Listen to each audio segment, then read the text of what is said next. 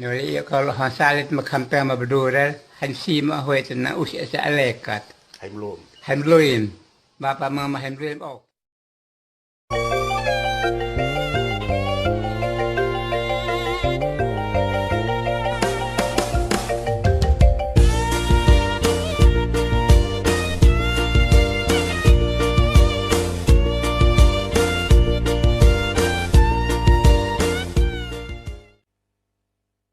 Dari dialog Yesus dengan orang-orang Farisi, kita akan memahami bagaimana sebenarnya kita mencintai sesama.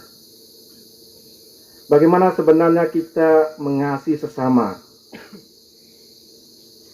Mencintai sesama dengan memahami tindakan yang dilakukan oleh orang Samaria dalam Injil. Pertama, mencintai sesama harus mengalir dari cinta Allah. Orang Samaria memutuskan untuk merawat orang sakit yang membutuhkan pertolongan. Allah hadir dalam diri orang yang menderita. Pun terkadang cinta sejati itu menyakitkan, seperti yang dialami oleh Yesus yang terluka di salib, dihina sampai mati. Akan tetapi, cinta kasih-Nya yang sejati menyembuhkan dan memulihkan kita dari dosa, dan relasi kita dengan Tuhan dipulihkan kembali.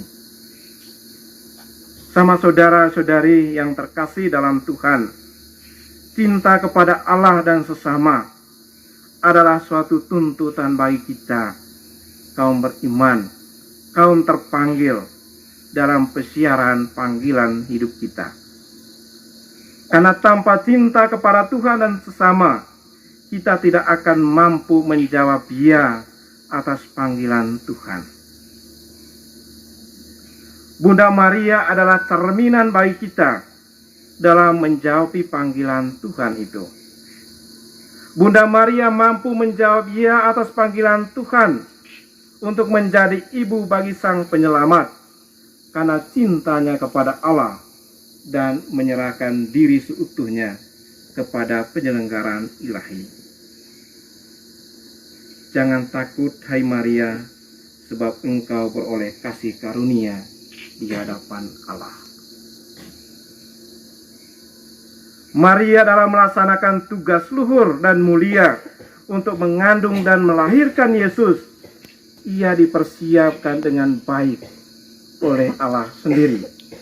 Tuhan tidak hanya mempersiapkan Maria dengan mengutus malaikat Gabriel untuk memberitahu panggilan perutusan yang akan dilaksanakannya. Lebih dari itu, Tuhan sendiri memberi kasih karunia dan penyertaannya kepada Maria. Dan inilah yang meneguhkan, menguatkan, dan memampukan Maria untuk melaksanakan tugas mulia karena kasih dan cinta. Bunda Maria tidak menunjukkan keraguan dan ketidakpercayaan, tetapi ia justru menunjukkan kekagumannya dan juga ketakjubannya. Ia begitu takjub karena merasa tidak mampu dan tidak pantas, tetapi ternyata dipilih Allah untuk menjadi ibu yang mengandung dan melahirkan Sang Juru Selamat. Karena itu, sama saudara-saudariku yang terkasih dalam Tuhan, kita diajak untuk belajar dari Maria dalam hidup keseharian kita. Kita semua dipanggil untuk mengandung dan melahirkan kasih dan kebaikan di dalam kehidupan kita setiap hari. Mengandung dalam hati kita kasih dan kebaikan yang diwujud nyatakan dalam kesaksian hidup kita setiap hari. Tentu ini bukan suatu perkara yang mudah, mengingat kerapuhan dan kedosaan kita. Namun seperti Maria, kepada kita pun Tuhan juga selalu menyertai dan memberikan kasih karunia-Nya kepada kita.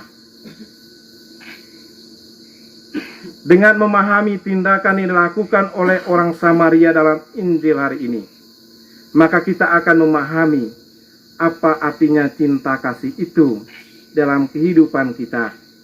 Cinta kasih itu di dalam kehidupan bersama. Cinta kasih itu di dalam komunitas formasi kita. Cinta kasih yang diwujudkan dalam penyerahan diri yang total. Penyerahan diri kepada komunitas di dalam kehadiran dan juga dalam kebersamaan kita sebagai anggota komunitas. Setiap kehadiran, setiap keterlibatan kita adalah perwujudan cinta kita kepada komunitas, cinta kita terhadap panggilan kita masing-masing.